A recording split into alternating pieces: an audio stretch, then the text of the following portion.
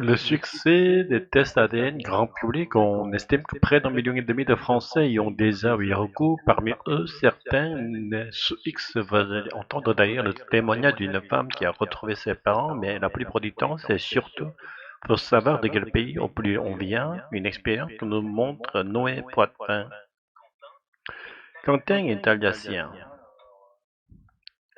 Sa famille vit dans la région depuis des générations. Ses origines n'ont jamais fait de doute. Bon, un peu dans le livre de ma grand-mère qui a eu les études en allemand parce qu'elle avait 15 ans pendant la Deuxième Guerre mondiale. Je pensais vraiment que j'étais français avec des racines allemandes. Et pourtant, en 2021, Tastadin, offert par ses amis, balaie ses certitudes. Quand elle découvre son ascendance, c'est plus lointaine que prévu. 100% européen, 42,4% Europe centrale, ensuite 29,3% d'Italie. Étonnant mais sympathique, c'est cool de dire qu'on est italien. Et 28,3% de Grande-Bretagne, voilà des origines inattendues et d'autres que le jeune homme peine même à croire. Il n'est pas vraiment convaincu. Quand on me dit que je suis à 0,1% brésilien ou à 0,3% afghanais, je me suis posé des questions, quoi. Je pense que la première chose que je me dis, c'est que les tests biologiques, c'est pas fiable. C'est pas fiable. Des tests récréatifs qui sont illégaux en France. La génétique est réservée à des fins médicales ou pour la recherche scientifique, précise le Code civil et barre d'interdiction. Chaque année, plus de 100 000 Français parviennent à s'en procurer selon l'association DNPAS spécialisée en généalogie.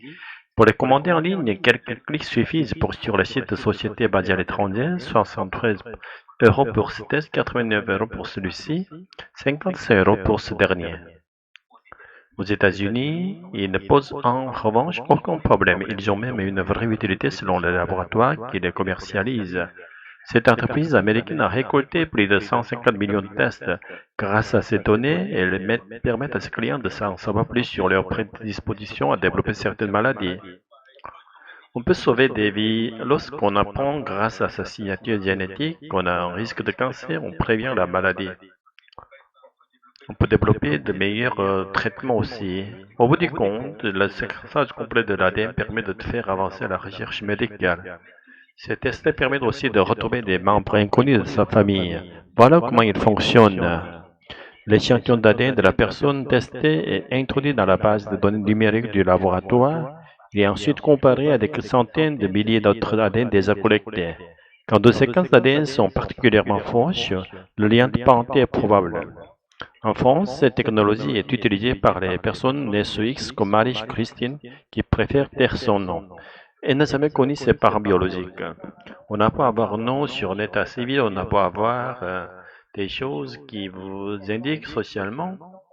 Tant qu'on ne sait pas d'où on vient, on ne sait pas qui on est. On vit dans le noir.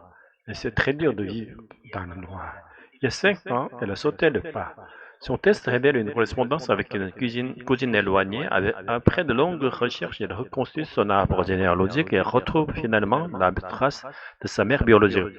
J'ai beaucoup hésité, tapé à la porte, aller avec ma meilleure amie, aller avec mon mari, mes enfants. J'ai décidé simplement de lui écrire une lettre recommandée pour être sûr qu'elle lit en août 2021. Et depuis, j'ai jamais eu de réponse. Marie-Christine attend toujours un signe de celle qui l'a fait naître.